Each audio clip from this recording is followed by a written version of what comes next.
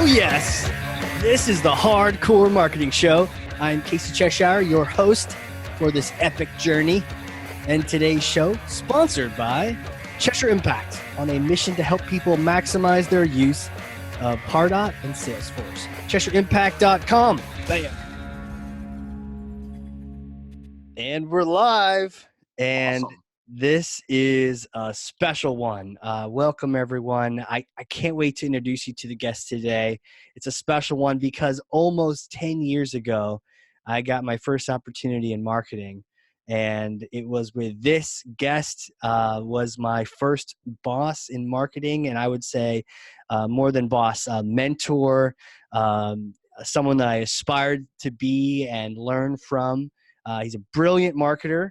He understands the mind of the consumer. And I'd say he often taught me the core of what I know marketing to be. He's been in marketing for 25 or more years. He's a leader, strategist. He's spoken at colleges, at events. He's the CMO of ezCater. David Meiselman, how are you, sir? I am super happy to be here. Well, this is so fun. I'm glad you're here.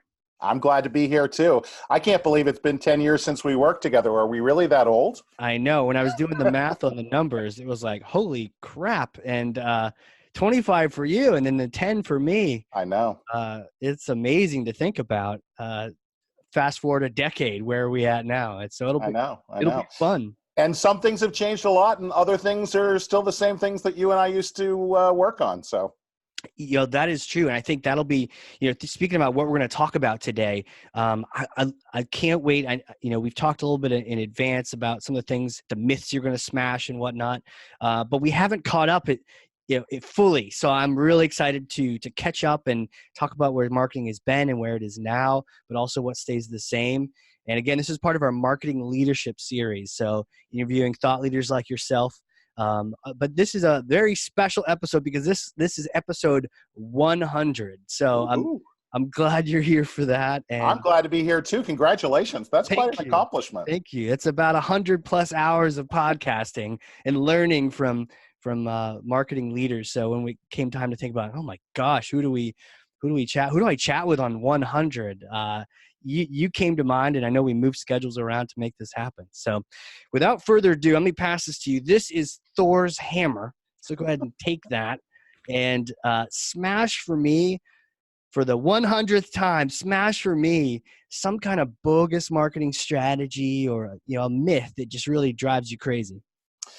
So this was an interesting one. So this is something that came up for us a couple of years ago at ezCater, and the myth I wanted to talk about today is that sort of really old school traditional mass media marketing can't be approached in a really measurable sort of way, right? So like the old school myth used to be, I spend this much money and I can't tell you which dollars are doing what, and but it's all good, back in the Mad Men days, right? Yeah. So a couple of years back, when we at ezCater started to look at some other channels, we looked at expanding what we were doing by starting to do some campaigns on radio, and I mean traditional radio, Wow. terrestrial radio. And we were trying to figure out how, because we measure everything at ezCater, Hell yeah. When we worked together 10 years ago, we measured everything. Everything. Right. So I was doing those reports 10 years ago. Yeah, exactly. Believe me, we'll talk about the reports.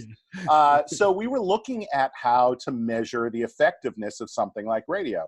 Right. And what we realized is that there's this approach you can take called causal impact analysis. And so it's a statistical approach.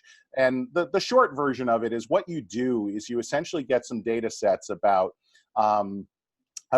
sort of the existing trajectory of some things that are going on. And what you do is you isolate some geographies, right? So what we did with radio is we launched radio in a bunch of different cities, and we found some control cities that behaved very similarly to the cities where we were launching radio.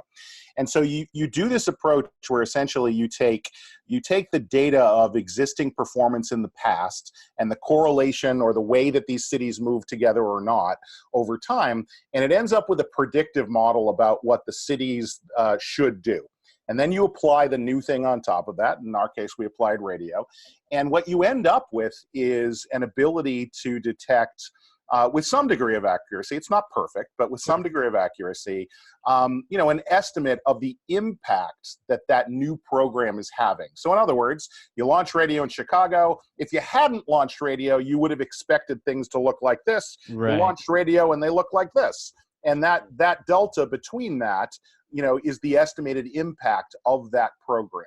So, like most things when you're testing, you need to try and keep things balanced. You don't want to start doing other new stuff at the same time that sort of throws that off. But the busting of the myth there is that it's not possible to do some of these more really, really traditional things in mass media, mass marketing, and not be able to measure the impact that has. And so we actually ended up getting radio to perform in actually kind of a performance marketing way. We got radio to deliver new customers at an acceptable customer acquisition cost. Wow. And that was the intent of it. We also, obviously we wanted to raise awareness and some of these more intermediate types of metrics, but we were actually able to, through that causal impact analysis, understand the dollars into radio and what they were driving from new customer acquisition. And that was, so first of all, that's really cool, right? Like it's something that you didn't think you could do, and you end up doing that. But that also informed over the last 2 years, how we've been able to measure some other things. And we could talk more about that later. But, if you've got, if you have colleagues out there that listen to this that are, struggling with things like, how do I measure the impact of this type of advertising when I can't necessarily connect the clicks, or it's cross-platform or multiple device or stuff like that? You can actually use causal impact analysis to really understand the impact that things are having, even when you can't directly track the person through that journey. It's like you smashed this myth that I thought we're all kind of thinking about, that the whole reason we went digital is because we couldn't track that other thing. Yeah. While at the same time, it makes sense. I still see billboards.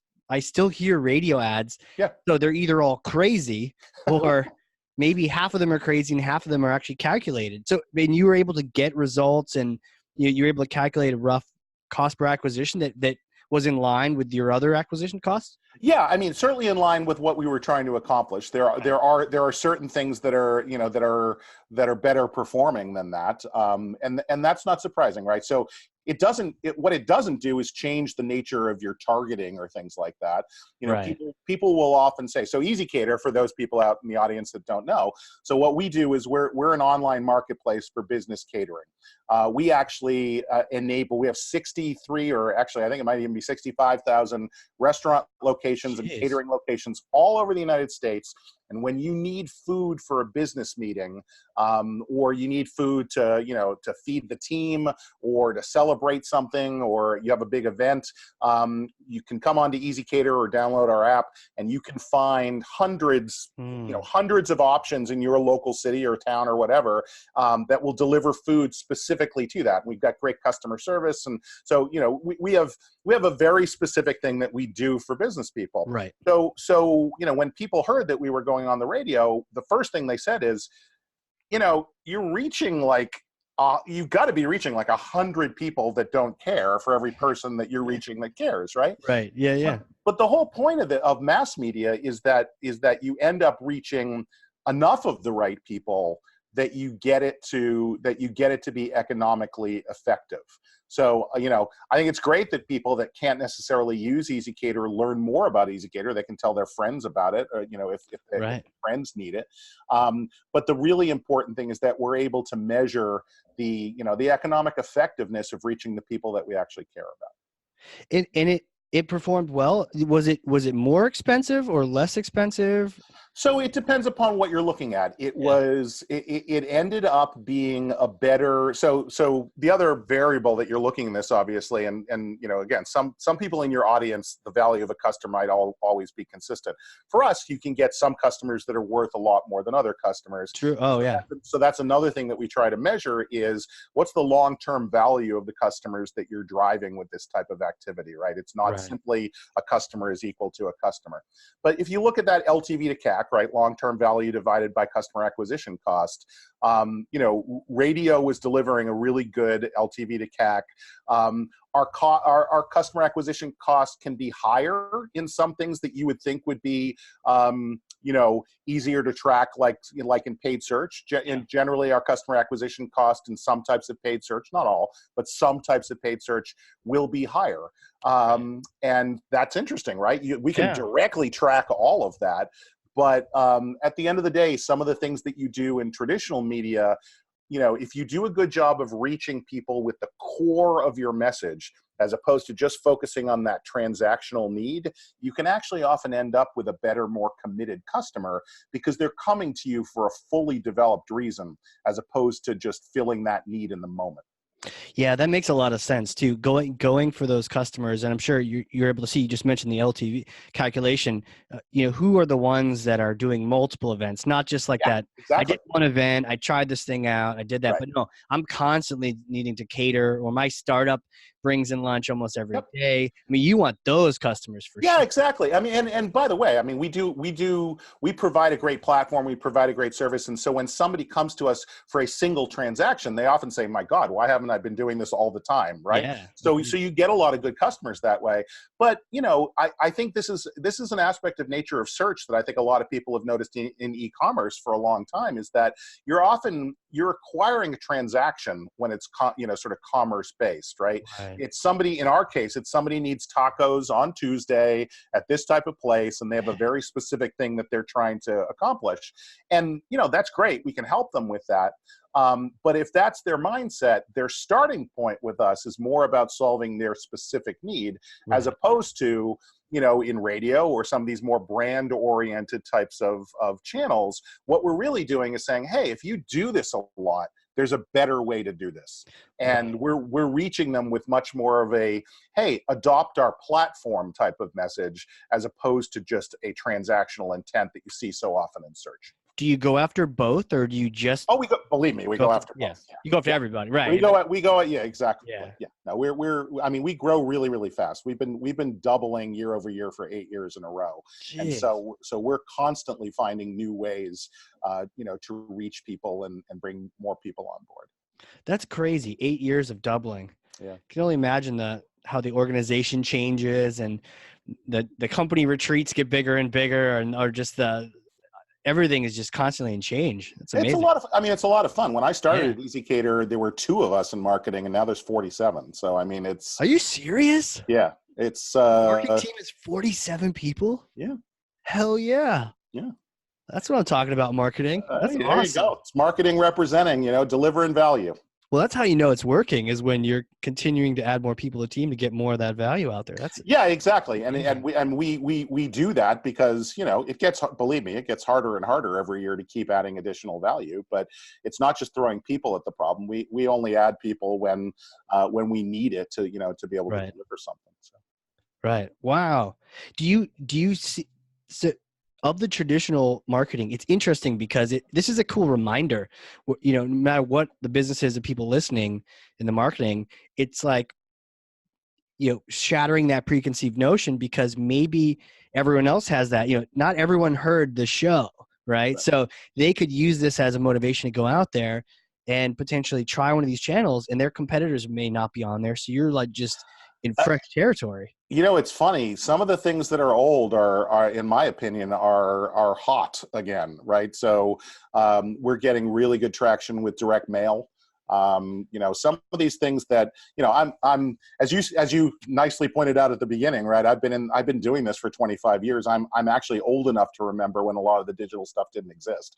And, a lot of stuff that existed back then, went through a phase of being out of favor and, maybe not being as effective, but a lot of that stuff is very effective. Yeah. Yeah. Tell me about what, if you sort of take a step back and let's talk about that evolution. Yeah. Not even from when you met me, but even prior to that. So what does 25 years look like for you? If you think back to the earliest days and sort of how it all progresses, what has changed? And then also what has stayed the same? Yeah. Prehistoric marketing. Yeah. I mean, so I think, let's start with what's stayed the same. Okay. Yeah. I think the core things that make effective marketing are the same things, that existed long before I even started marketing. And that's really about delivering a story, telling a story in a way that's compelling to the audience that helps them solve a problem or helps them fill a need. So whether you were doing that in the 1950s in print ads, or you're doing it today in like literally the type of mini websites you could put into a banner ad now, right? Yeah. Uh, it, the core of this is connecting with your audience and leading them towards something that they need or want or desire, right? And doing that in a way that connects with them, right? So a lot of that is about understanding who your audience is. A lot of that is about developing messaging that not only addresses the thing that they need or the thing that you're providing, but does so in a way that's in language that resonates with them, that ideally that connects with them emotionally, right? We are both practical beings, but we're also emotional beings. And Right. I think we'll have a checklist of stuff that we need when we're looking for something, but we like buying from people that we like buying from organizations that we align with. And so all of that stuff, that storytelling, that connecting with people, regardless of whether you're a digital marketer today or you're a character on Mad Men in the 1950s. I think a lot of that is consistent, right? Right. So that's the stuff that I don't think has changed. Although I will. Go ahead. I was going to say, before we get to the stuff that's changed, I had some follow-up questions for you on those. Yeah. So the last thing I was going to say is, just because that hasn't changed doesn't mean that you always see, marketing doing a great job of that, right? And so I think, well, I mean, there's a lot of marketing out there that you look at and you're sort of puzzled, right? There's great marketing out there. In fact, in some ways, I think we live in a golden age of marketing where, the cool campaigns you see and the awesome creative that you see out in the world today is fantastic. But I think effective marketers, understand who they're talking to. They understand how to connect what they're providing with that audience, and they understand how to do that in a way that resonates with the audience, both practically and emotionally. And that was true for good marketers 50 years ago, and it's true for good marketers today. Right. Yeah, we've seen the terrible marketing, but and then the good kind that happens, you don't even realize it. I mean, I saw on the news something about the G7 summit, and for a second I thought about Gatorade and their G2 Gatorade, and I'm like, oh, Gatorade has a new Gatorade out, G7 Gatorade. Totally not even related, but it's just there is the example of the good out there. So you mentioned you really have to understand your audience to be able to connect with them, tell them a story that resonates. Yeah. Yeah, and I know you've been out ezCater for a while. I'm sure you're still learning about your audience, but tell me about when you first were learning about them, or how do we best understand what's going through their minds, whether we're them or not? You're probably not you buying catering for whatever companies you're at, so it's like you have to get into the mind of somebody else. How did you go about doing that? I mean, I think you do it a few ways. So you can do it in the more sort of research-oriented ways of both qualitative and quantitative. So, surveying is a very useful tool.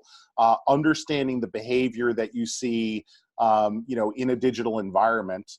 So whether that's behavior on your own website, whether that's testing copy on your site to see how people react to it, whether it's testing things in the ad campaigns or the emails that you have, that's not just, by the way, about making something effective and optimizing, although that's a core part of what you're trying to do. You learn a lot about your audience when you sort of pull all that together.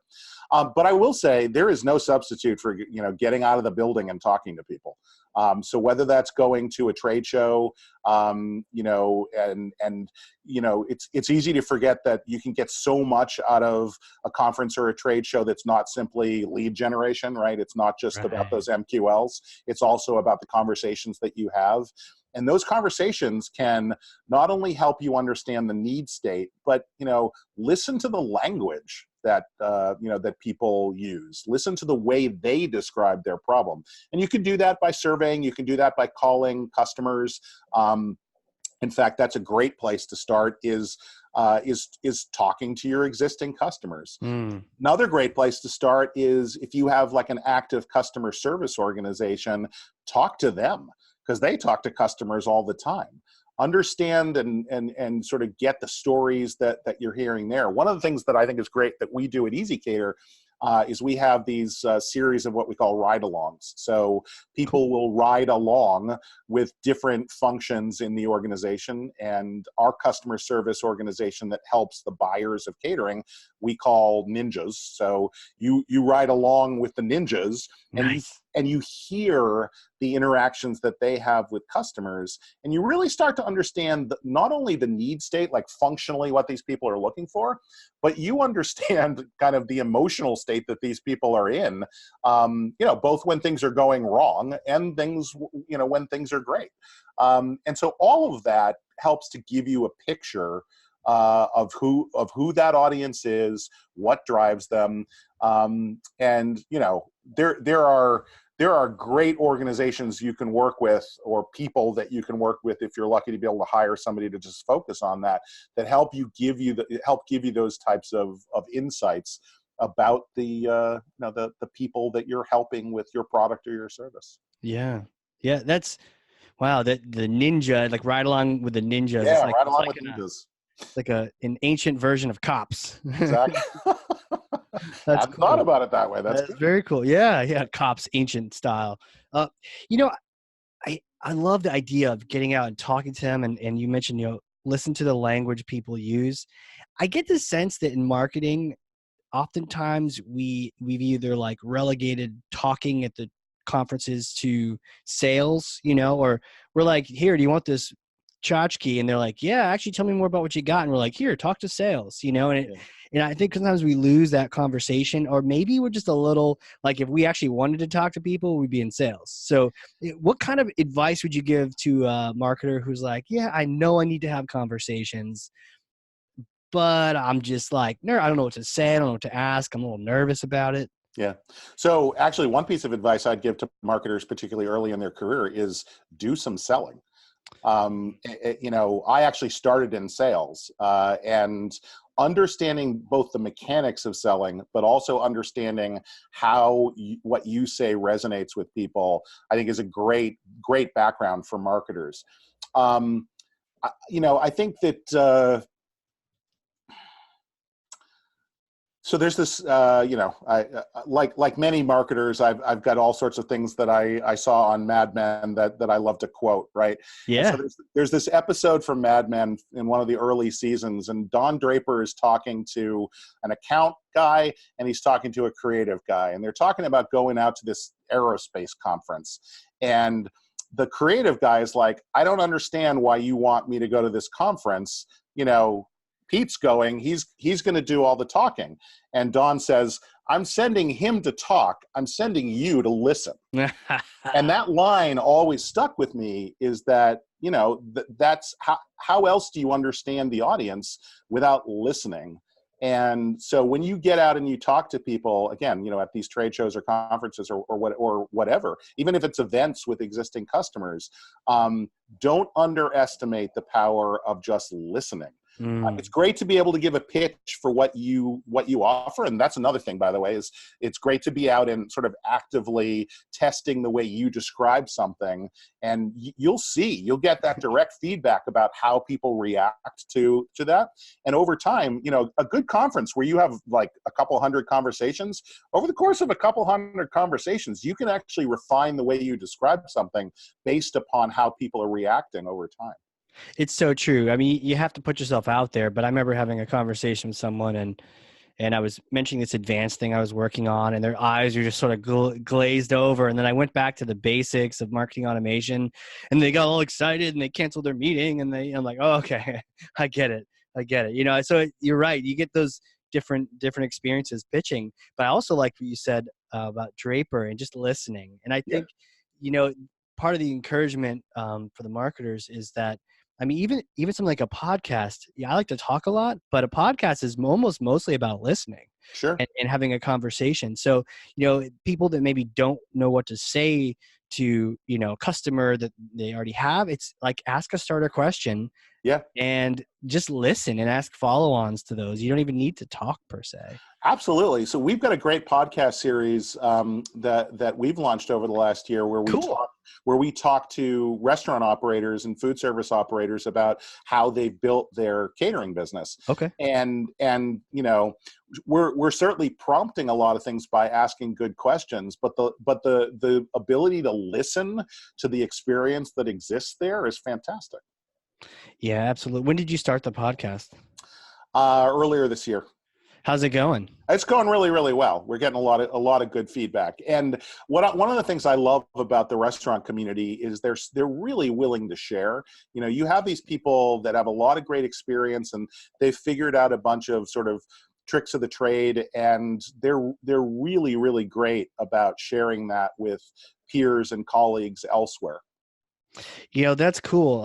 It is, but I think a lot of people find the restaurant industry challenging. A friend of mine, Andy, I want to introduce you to him. He does a lot of restaurant marketing as well. But you're right. You just got to get your mind around, okay, maybe it's not a marketer. It's not an IT buyer. It's a different kind of persona, if you will. Yeah. And they have their likes and their dislikes. And that's great that they love to share, because that makes great content for everyone. Absolutely. So then the question to ask you, metric measurement, Yoda. By the way, I've called you Yoda for about 10 years. How have you been measuring the podcast, and how do you measure podcasts? And how do you know if it's being successful or not? Yeah, so it's funny you say that. So we have what I often refer to intermediate metrics. Those aren't actually the metrics that are measuring the ultimate thing that you care about, but they're a directional way of understanding momentum of the thing itself. So certainly we're looking at things like like the audience and number of listens and those types of things. But ultimately, the way that we're measuring the impact of that. And actually, by the way, all aspects of thought leadership in that community is understanding the awareness and the level of consideration for what we have to offer in the community. And you can measure that a bunch of different ways. You can measure that based upon sort of inbound inquiries for the things that we do. You can measure that through this is a little hard to measure because it's more qualitative, but the more you've got people that you're speaking with that understand what you do in a deeper way. In other words, that's not just they know what we exist, but they know a bit more about what we can do for them. That's you go down and you talk to sales and you say, how's the understanding of what we do been trending out there when you have these first conversations? How often do people really know who we are and what we offer? The difficult thing with that is that is hard to tell, where that comes from. It's a bunch of different things that you're doing. In comparison to the thing like the radio stuff we were talking about before, it's not like we limited podcasting to only being available in an area so that we could test it against another. Only area. Chicago gets the podcast. Yeah, only Chicago gets the podcast. So that's a little bit more difficult, but we're learning as we go. I don't know. I would ask you, whether you tell me now or offline later. I'd love to understand more about how you measure, the growth of the podcast and the impact that has for you. Yeah, I loved how you went the direction of that thought leadership, and it got me thinking, well, how do you track things like, speaking at an event, if you got a business card from someone, maybe you can directly track that. But if you're just out there and to your point, people are better understanding you, some of those things are harder to measure. Like thought leadership's important. If you don't do it, then it has this sort of net effect on everything. If you do it, how can you tell? For the podcast, and by the way, I've also helped a bunch of people launch podcasts. It's kind of like my new side hustle. And a lot of what we found is that it's almost, the actual listens are bonus. Yeah. And then the conversations and becomes like a marketing content machine.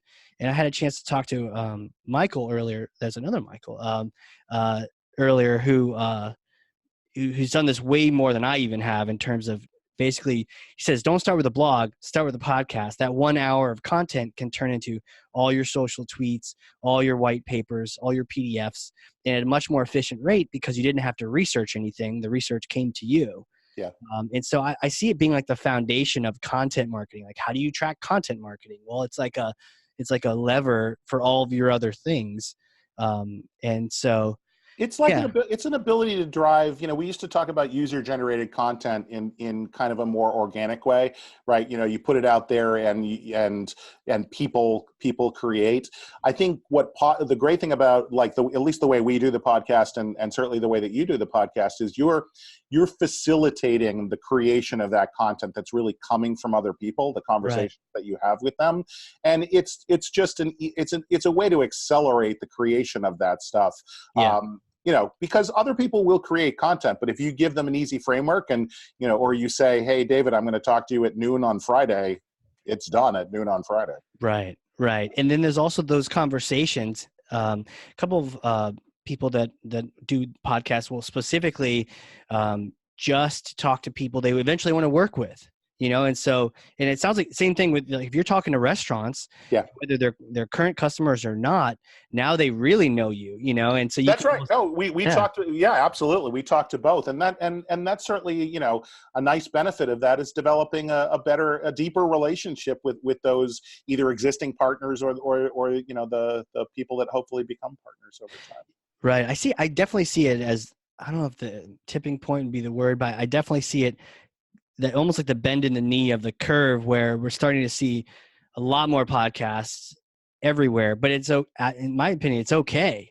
If it's how you want to consume content, great. The question is, who's listening to them and what do they prefer? Do you listen to podcasts yourself?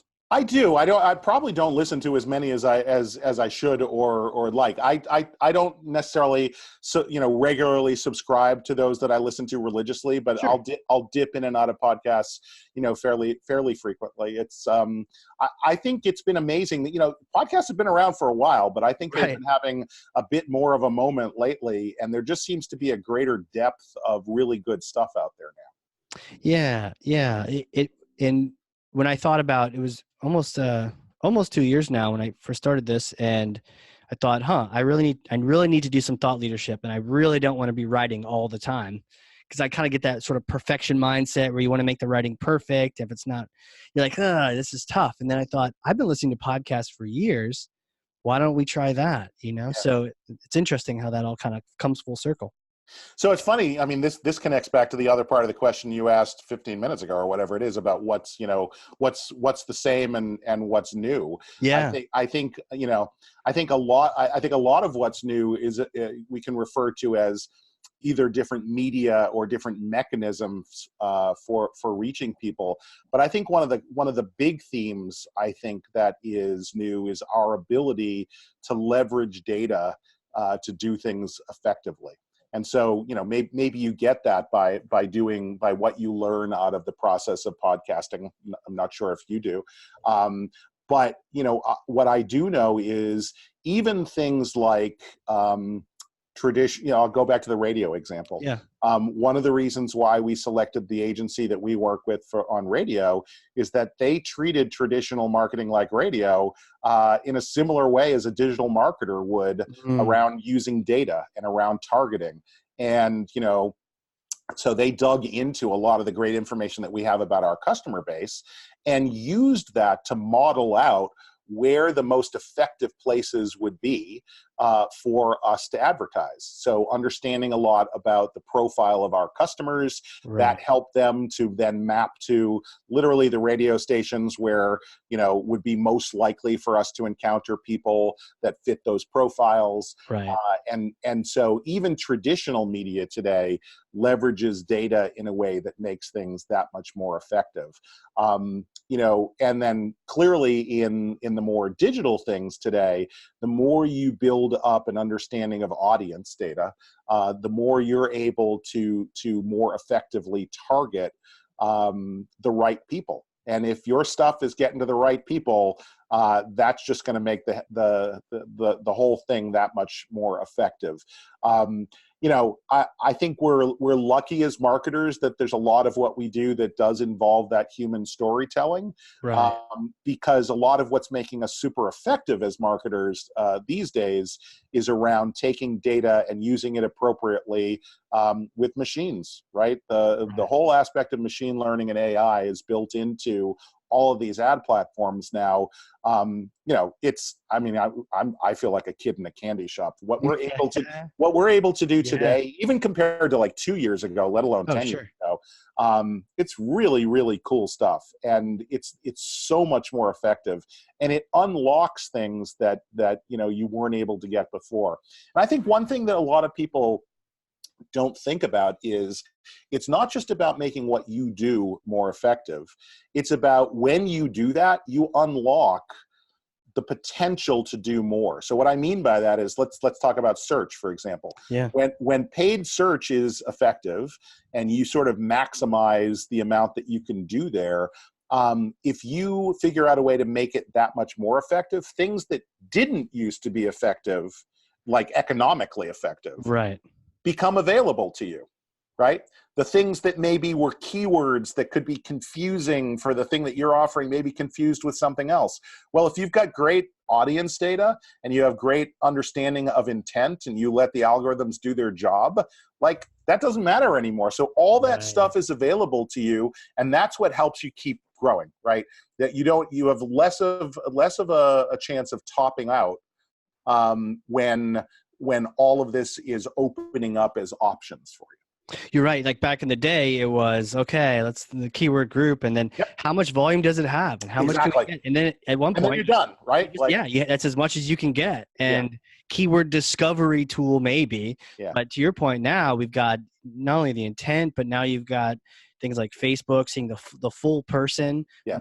multiple devices, and what they're up to, and Yeah, I mean the days of it really being about the keyword are actually past us. yeah. It's really about who the person is and Mm. what their intent is, and the keyword is just like a small piece of that.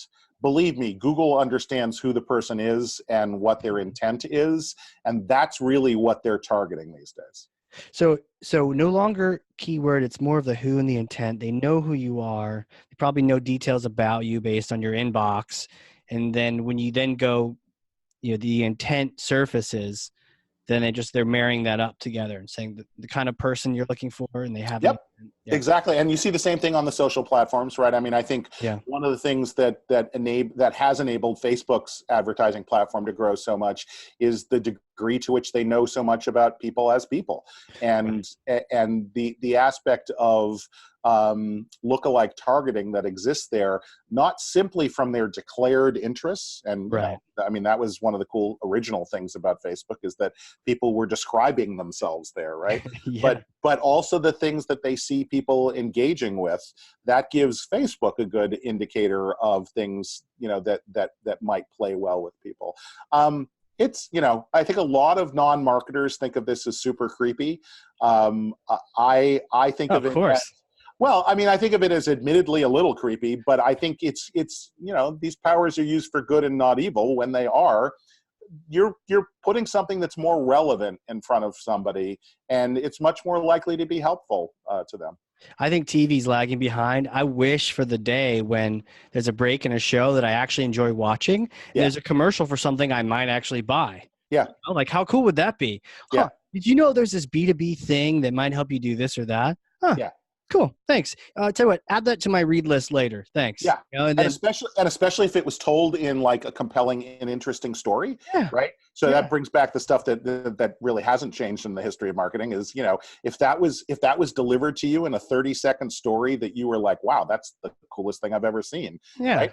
Yeah, Here's someone like you, and they did this, and look at them smiling, and not one of those pill ads either. Like the yeah, exactly. tech they bought, and look at, oh, okay. Of course, yeah. I guess that could be used for evil, but you're right. I mean, how cool would that be? Now you mentioned a couple of times too, and I'm glad you did, the idea of story and storytelling. For you, what kind of thoughts go in your mind to make a story compelling for that audience? Um, I think I think the story needs to resonate with the audience in some way. It doesn't have to be a perfect a perfect analog for them. But I think oftentimes if there's just some human connection, some emotional connection to it, they can extrapolate the meaning for themselves. So I'll give you an example. Yeah, So please. so we do this video series called Restaurant Roots. We do these videos with some of our restaurant partners, and the gist of the story, it's usually like a 2-minute video or so. And the gist of the story is basically the story of the restaurant operator themselves. Why did they get into the business? What do they love about it? What gets them, coming to work every day? What's the personal background behind, the food that they're putting out and making people happy with? And not gonna lie, there's some of these, by the end of the 2 minutes, you're like, is it dusty in here, right? I mean, Yeah. you're really connected with this human's story. And what I think is cool about this is that it can resonate with a lot of people, right? Like, as a human, you can appreciate, what these restaurant operators are going through as people. Yep. And then if you're a buyer of catering, you want to buy from people like that. You're like, wow, I'm happy that like what I do is helping somebody like that. And then if you're a restaurant operator, you're looking at that and saying, I see myself in that person, right? So I think there's a lot of marketing that can really connect with people, and it doesn't have to hit people over the head with like a buying proposition. Mm-hmm. There are times and places for that, but I think if you can tell stories and connect with people, that create some affinity and some increased likelihood for them to want to engage with you. That's a big part of the battle. There's always opportunity to give them the specifics of the thing they're buying later on. Right. The emotion involved there, the why, the backstory, the feeling. Yeah. Way more powerful than the features. And here, you can I get mean, it under. don't get me wrong. Features are important. And, I recognize also that you need to moderate this in some ways, depending upon what it is that you're selling, right? Sure. You're selling a multi-million-dollar complex enterprise technology solution, the features are really important, right? Yeah, true. It doesn't mean that you can't try to emotionally connect with what that makes possible, right? Sure. But you have to think about that context. Okay. Yeah. So no, don't throw one out for the other. No. For You all can't of throw them. exactly. Yeah. Exactly. Okay. Interesting. Anything else that's new that you're seeing? I mean, I think there's continuing progress around automation, analytics, the ability for data to quickly be applied, Right. to things. There's some pretty cool customer data platforms now that enable a marketer who, is not, a SQL god, a way to very quickly hyper segment customer data, to use for all sorts of purposes. So Right. the thing I find interesting there is that, you might have thought years ago that we were kind of as far as we could get in terms of that. And yet every year I see things that are doing, a better and a more interesting job of making those things more actionable and, getting us closer to a good view of truth, right? Right. I think multi-touch, sort of the aspect of multi-touch tracking or attribution, has come a long way. I don't think it's quite where we all hope it's going to end up Yeah, let's talk someday, about but that. yeah, Multi-touch. yeah. What's your general take on that? I, Can you? Is there value? Where do you get it from? Well, I think there's value, but I think you have to look at it as directional, right? I think the difference is you can't take the data from multi-touch and go to the CFO and say, here's this data and you can forecast precisely based upon this, right? But you can use these platforms to really get an understanding of comparative value in your different programs, right? So understanding the impact of display advertising that might be seen, kind of in the middle of the customer journey, Interesting. right? I mean, it's 2019 and we're still talking about attribution models of first touch, last touch, I know. things, right? And, Nirvana is getting to a point where you have kind of a dollars in or a activity set in and dollars out on the other side. Right. That's the quest that I'm still on, and that my team is still on, and that we hope to get to someday soon. But for today, I think we've just got good directional indication of whether YouTube is a strong investment that makes a big impact for us comparatively to certain types of display or other types of channels. So Right. we've been able to use multi-touch in combination with other data that we see from our from our own data capture mechanisms. And what you do is you put it all together, and that gives you a pretty good sense of directional value as opposed to forecasting the exact precise ROI. Right. I've seen this a lot with people, and it's like, and I feel the empathy, because I think we've all been there in those organizations where marketing isn't the golden next future growth thing. It's like the print shop for sales, and I think a lot of times marketers look to that to any kind of touch tracking to justify their existence. Sure. And I think it kind of runs off the rails, because to your point, you can't go with contribution metrics that are sort of gray and fuzzy to the CFO and justify your budget as much as maybe a first touch you could. And so it's almost that world of justification. Any thoughts on that? I mean, don't get my statement wrong. I do think you can use some of this stuff to justify the existence of programs. Okay. What I mean by going to the CFO, what you need to be careful about is the precision of exactly saying what the impact is, right? So the data that I look at every day enables my team to sit with finance and to show how how programs are making an impact and why we should invest in this sort of bucket of undertakings, right? As opposed to saying that this dollar in YouTube generates exactly this much value on the other side. Right. We can clearly show, though, that if we didn't do YouTube, it wouldn't be good, right? Like we can clearly show that YouTube has this type of level of impact on the customer journey. Interesting, because you're able to see the ones that didn't do it and then compare the two against each other. That makes sense. And I think that I do think the other piece of this is it's around understanding the allocation of what's working for you, right? It's understanding the comparative impact of video versus display versus content versus other types of things. That makes total sense. And onto that second point around, clearly marketing's a big deal at ezCater, and it's part of the reason it's growing. At other companies who are trying to establish that seat at the table, what makes that happen?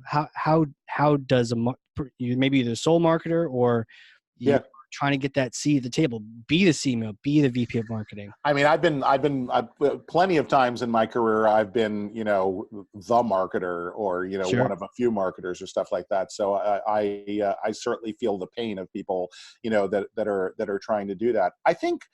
I actually think the key to having that seat at the table and to delivering value for your organization is understanding what impact is required. Right? I think some people think there are universal positive outcomes. And I don't know that there really are, right? I mean, is it really worth driving that much more traffic to a site? Maybe it is if it has this downstream impact that you care about.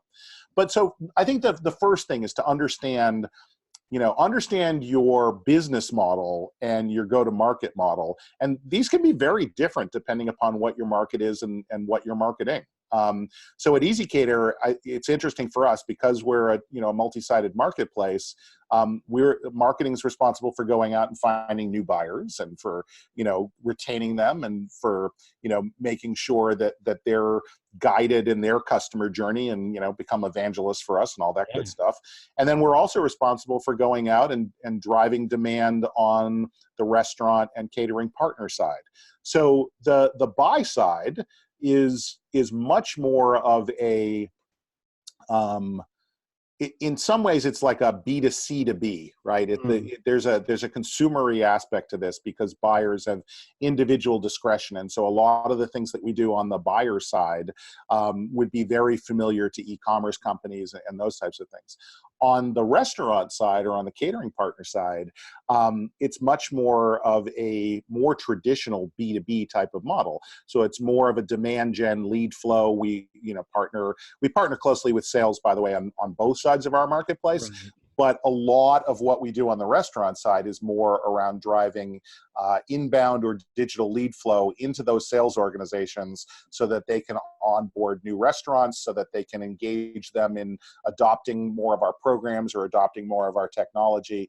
And so, to bring this back to what you were asking, I think the key thing is understanding where value is created in your organization and for Right. your business model. So understanding what creates value for the business, you can then work back from that and understand how can marketing have an impact on that. Right. In a lot of different ways, by the way, even to the point of, we're a fast growing company. One of the things that we need is a good employment brand, right? We need to Sure. be able to hire great people. And so, we even think about that. We even think about what are things that help, raise the awareness level of what we do in the Boston market or the Denver market, where we also have a big Oh, office. wow. How do we do things that help raise our profile there? Because one of the business outcomes that we need to help with is hiring great people. So Right.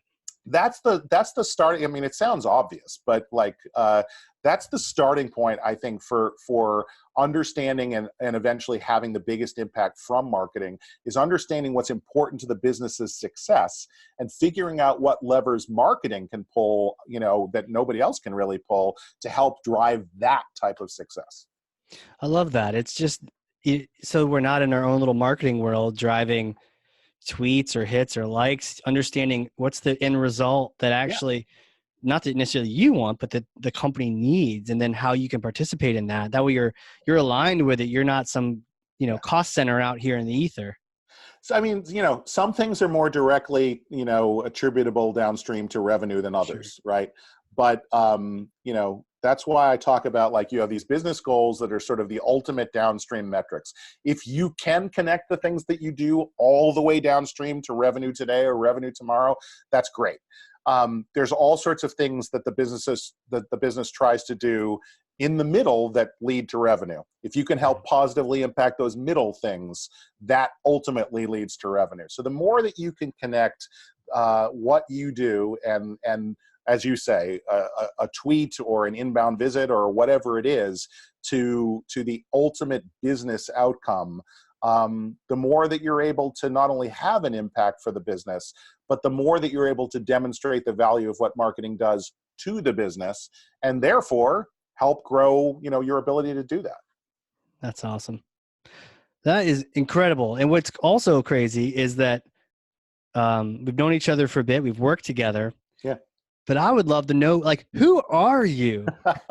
Where did you come from? Take me back to like little David days or Little whatnot. I mean, David days, yeah. So, growing up, like, what was important, and how did you become this like sage of marketing wisdom? well, I don't know about that, but I grew up in the Boston area. I think there were a couple of foundational things in my life that I actually think were important about my becoming a marketer. And there's probably three key things. Okay. Some of which people might not think is like the prototypical way to become a marketer. So the first one actually is drama camp. Cool. So when I was a kid, I wanted to be a Broadway actor. I wanted to be in musicals, and I went to this great camp in Dover, Massachusetts, called the Charles River Creative Arts Program, which was not only a place where I made friends that, like, I still have to this day. Some of my best friends, I met there. But it was also, clearly I did not become a Broadway actor. Let's just get that out of the way. But part of my experience there was, learning how to express myself, learning how to understand that I was in front of an audience, learning how to do things that resonate with an audience. And so anybody who has that concept of an audience, that's part of marketing. right? We've said the word audience multiple times already in this Yeah. conversation, right? And when you're on stage, you have an audience. And so that was sort of a foundational thing. And it also, by the way, gave me, the confidence to be able to speak to people and stuff like that. So that was a great sort of foundational experience. So the second thing that I think led me into marketing, again, one that might not seem to be obvious, is in college and grad school, I studied international relations and economics. And what I realized over time was that what you study in international relations a lot of the time is that, again, different audiences. So whether those are different countries in diplomacy or what have you, different cultures, they have a different way of perceiving the world or perceiving, a conversation. And you learn that the context of a country or a person in diplomacy or in a conversation, has a lot to do with where they come from, has a lot to do with the way they see the world, and there are cultural differences in that. And what I realized, years later when I was a marketer, is thinking back on that, is that that's true for marketing too, right? So you might think about the fact that when you're negotiating a treaty with, someone in France, that they have a context to the way they think about the situation. Well, that's true in business too, and that's true in marketing. So your segment that you're marketing to, your audience that you're marketing to, they have a context for that. They have the things that are important to them. And so I think studying international relations, even though it was not about marketing, gave me an appreciation for that and really reinforced that as well. So when I did start to pay attention to marketing and really try to understand how marketing worked, I think having that background helped a lot. And That's, by the way, that's really cool. We had a guy on here, Tal Paparin from Israel, and he grew up in Russia, and he was saying that you don't smile in Russia in business deals because people that smile are crazy. They're like insane. So if you're like, "Oh, nice to meet you," smile. yeah. Like, oh, that's a crazy person. So you just no smiles. It's good for me to know. I tend to smile a lot, so maybe it'd Not be in Russia. problematic for me to do business in Russia. Yeah. What a cool comparison though. International, and then realizing the perceptions are different, and that audience is important from drama camp. Yeah, Very cool. exactly. And then the third one is something that I said before, which is that I started my career, in sales. So I did sales training at Merrill Lynch. I was, a financial consultant, a stockbroker for a few years with Merrill. It was amazing sales training. I really understood and learned the key aspects of features and benefits and what those differences are. I understand how to convey something to somebody in that context. And then the other thing that it did for me is, once I eventually ended up in marketing, is it really gave me both an understanding, appreciation, and empathy for what salespeople go through, right? Sales is not an easy thing. And, quite often in different business models, marketing and sales need to work closely together to be effective. And so coming from a sales perspective and ending up in marketing helped me both to understand the mechanics of selling and what was important to sales organizations, but also, understand that marketing really is selling. It's just selling in a different environment, medium, and context, right? Yeah, it's like a scale or something. It's just this, and it's more of like observing the whole process as opposed to that you're in the arena in that one-on-one conversation.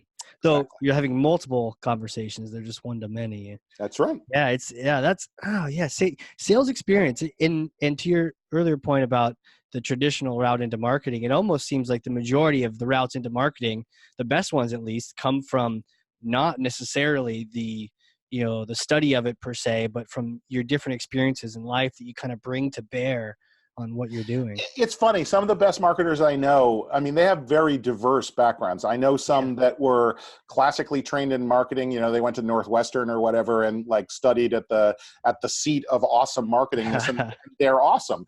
I know others that were engineers. I know others that were salespeople. I know others that were just great domain experts at the thing, at the industry in which they worked, and they grew such an understanding of the industry that marketing that just came naturally to them. So I don't know, maybe more than a lot of other jobs and roles. Marketing can come from a lot of diverse backgrounds. For sure. And if you think about your background and whatnot, and I think we touched on this briefly a little bit, but if you were to think about giving advice to yourself when you first got into marketing, like what, you back in time, you got a chance to tell yourself a couple things real quick, and then back to the future you go. What do you think you would advise yourself? It's a few things. I would say, a lot of what I did, I think was a really good path for marketing. There's a few sort of tactical things. Number one, I would say I should have paid closer attention in statistics class. Um, because it's funny that the things we've been talking about the past few minutes, we haven't talked a lot about the data aspects and the analytical That's aspects, true. Yeah. of marketing. And one of the things I love about marketing, it's the ultimate combination of creative and analysis, right? We've talked a lot about metrics in this conversation. We've talked about measurement and things like that. Right. But quantitatively being able to take a data set and make meaning out of it, I think is a really important thing. And I'm lucky to work with a lot of great people that can do a great job of that. So I wish maybe that I'd had a bit deeper background in statistics. Certainly wish that I would have gone deeper in in some things like SQL or some technical aspects of being able to manipulate things. Sure. I think the other advice I would give to people is to really develop their writing and their ability to communicate and write. I learned to write well in an academic setting, and it took me some years to really transform that into things that are more appropriate for business, right? Sure. Brevity is important in business, right? Being able to concisely communicate something that's compelling is important in business. Hemingway was a great writer who did that, but there's all sorts of other writing that is more flowery, that has sort of more quantity to it. And it's not that it's wrong for the thing that it does, but really understanding the differences in ways of writing, I think, are important regardless of the type of marketing you do. And regardless, by the way, if it's important that you be able to create the creative aspects yourself. Right. Even if you're not writing ads, you should understand language to the point of being able to recognize good ads and being able to recognize good copy and understanding how to make a compelling argument with language. Language is an important thing. And so that's one advice I would give people is, pay attention to becoming a good writer as early as you can. Again, it doesn't mean you have to become a copywriter. What Right. it means, though, is that especially if you're ever in a position where you're an army of one, right? It's helpful to be able to do all of that. Right. And that's the last piece of advice I would give people early in their marketing career. I think it is very useful to have different types of experience. And I don't just mean in different industries and with different products and things like that. I mean with different sizes of organizations. I think it's useful to get some experience in a larger organization to understand, how teams operate in that environment. Right. I think it's super useful relatively early, not immediately, actually, probably not immediately, but say 5 to 7 years or so into your career, go somewhere small. Go somewhere where you have to do a lot of stuff yourself. Yeah. Because even if you don't love doing that, and even if you're not great at all of it, once you're further along and when you're in a larger organization, you understand the context of so many more things, right? So there were some things I did great in my career. There were some things that I was okay at. But, being a CMO and understand, I try to hire people that are better than me at everything. For sure. Right. Totally. But understanding a lot of the different things that go on is really, really helpful to try and structure a program and try and develop good strategy. And so go somewhere small where you're forced to do a lot of stuff yourself. Right. Right. I love that. It's so much you can learn. It's fun to be in a big agency and play with a gigantic budget and test something. Let's spend $10K testing to see if we can beat someone's brand on Google. It's a terrible idea, but It's spend the money, who cares? But as Yeah. a small company, you're it, and you got to wear all those hats. That's right. Fun. The last thing, which also might be an obvious piece of advice, is find a rocket ship. I think it was Sheryl Sandberg said something like, if somebody offers you a seat on a rocket ship, don't ask what seat, just get on. If you find a rocket ship, you're going to do two things. You're going to be exposed to all sorts of opportunity, but you're also going to be able to observe change, and you're going to be able to observe growth. And even if you're not necessarily the one doing it all, you're going to learn a lot from that experience. Oh, I love that. Find a rocket ship. Don't ask what seat. Just get on, man. Yeah, that's Sheryl Sandberg. That's not me, but I love that quote. Well, that's okay. We quote people all the time. That's what a podcast is. Well, hey, this has been fantastic. I would love people to connect with you. Where can people find you? Is LinkedIn good? Twitter? What kind of URLs? LinkedIn is great. I'm at D Meiselman on Twitter as well. But certainly, if people want to reach out to me on LinkedIn, happy to engage with folks. And certainly, if there are great marketers out there that are looking for a rocket ship, we're hiring at ezCater. So check that out too. There you go. And in remote or on site in Boston or Denver?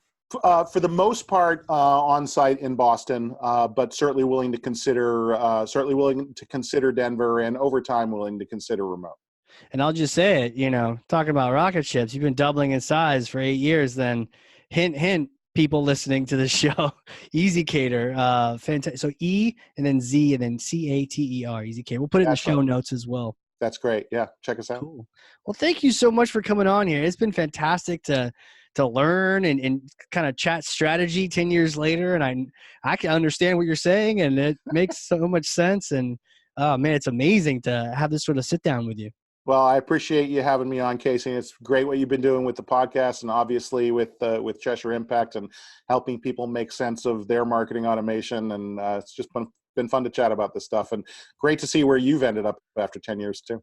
Absolutely. Maybe we'll see you on the next 100. That's good. Awesome. Well, thanks again. And so everyone listening, if you learned something, and I know you did because I literally ran out of paper with my notes over here, then share this with someone. Be a thought leader to someone else, just one other person. Like, share this, say, hey, you got to check this thing out, whether it's on the measurement or the storytelling or understanding your audience or the causal impact analysis. Like, there's all these things that were going on here today. So anyway, share this with someone else, be their thought leader. And David, again, thank you so much for coming on here and just schooling us all. Thanks for having me. Honored to be on your 100th podcast, man. Woo, 100 in the books, everybody. Woo-hoo. So for everyone out there, this has been 100 on the Hardcore Marketing Show. We will catch you all next time.